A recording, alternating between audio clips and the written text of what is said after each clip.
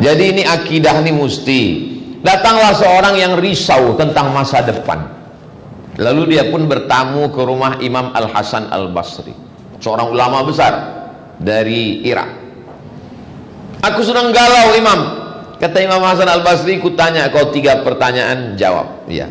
1. Apakah ada usia manusia yang berakhir di luar pengetahuan dan ketetapan Allah? Tak ada. 2. Apakah ada rezeki manusia yang di luar kuasa dan ketetapan Allah? Tak ada. 3. Apakah ada peristiwa di dunia ini yang terjadi di luar pengetahuan dan ketetapan Allah? Tak ada. Lalu kenapa risau? Umur, usia, kejadian di dunia, semuanya berdasarkan ketetapan Allah SWT. Jadi saya tak pernah risau. Masalah umur, masalah jodoh. Oh, Ustadz ngomong begitu kan karena bukan betul. Ketika almarhumah mak saya meninggal, hilang ayat-ayat itu, hilang hadis-hadis itu. Lalu siapa yang menasihati saya? Datanglah Ustadz Tengku Zulkarnain. Sabar kau dik ya. Datanglah kawan-kawan sahabat-sahabat saya. Disitulah baru saya tahu ternyata ceramah itu mudah, menggerakkan lidah yang enak, tapi ketika mengalaminya amat sangat sulit. Itulah maka dalam surat Al-Asr itu dikatakan watawasau bil haq watawasau bis sabr. Hari ini kau yang ingat Abdul Somad, kau sampaikan. Sampai masanya nanti kau lupa Abdul Somad, maka orang lain yang akan mengingatkan.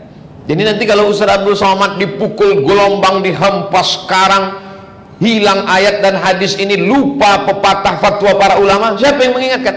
Jamaah. Jamaahnya pun tak ingat juga. Jamaah mungkin tidak ingat, tapi YouTube ingat. Ustaz Somad, ini ceramah Ustaz dulu di Berau, masih ingat?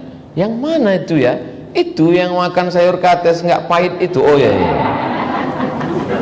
Saudara yang dimuliakan Allah Subhanahu wa taala, alhamdulillah kita masih bisa dipertemukan. Ini poin pertama yang mau saya sampaikan. Menghadapi hidup cukup tanya 3 saja. Apakah ada umur yang terjadi di luar kuasa Allah? Tak ada. Apakah ada rezeki yang luput dari takdir Allah? Tak ada.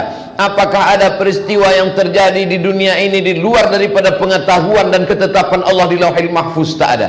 Maka disitulah kita menyadari bahwa hidup kita ini semuanya dalam pantauan, dalam pengaturan, dalam perlindungan Allah. Saya sudah tahu kenapa hati saya tak tenang. Hati bukan punya kita, walaupun ada dalam diri kita. Tanah punya kita, walaupun di luar diri kita.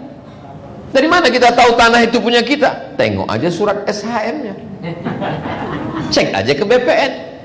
Dia di luar. Mobil punya kita, walaupun dia di luar diri kita. Dari mana kita tahu? STNK BPKB nama kita. Tapi hati bukan punya kita. Punya siapa? Punya Allah. Makanya kadang kita lihat ada orang hatinya sempit, yang menyempitkan dan yang melapangkan hati Allah Ta'ala. Ketemu saya dengan ulama tua dari Sulawesi. Bapak Ibu masih ingat dulu selalu tampil di TV, Gurutta Puang Aliafi, masih hidup, umurnya 90 sekian tahun. Saya tanya, Gurutta, apa amalannya supaya hati kita tenang? Banyak-banyak ketawa. Kalau kau masih bisa ketawa berarti masih hidup. Apa zikirnya Gurutta? Banyak-banyak baca Alam Nashrah. Kebetulan memang itulah ayat yang selalu saya baca kalau hati saya sedang sempit. Alam nashrah laka sadrak wa wada'na anka wizrak alladhi anqadha dhahrak wa rafa'na laka dhikrak. Alam nashrah laka sadrak, apakah belum kulapangkan dadamu?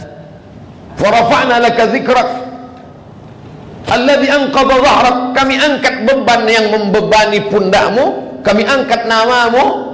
Dan kalau ada kesulitan, fa inna ma'al usri yusra, 2 kali diulang, inna ma'al usri yusra, fa idza faragta fansab. Kalau kau sudah selesai dari satu aktivitas, berpindahlah ke aktivitas berikutnya.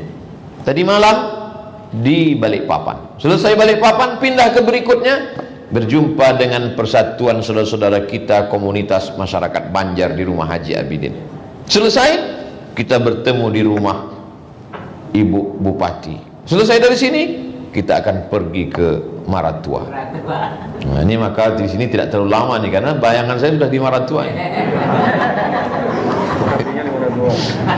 Ini yang ada di sini nih jasadnya aja nih, ruhnya sudah menyelam di Maratua.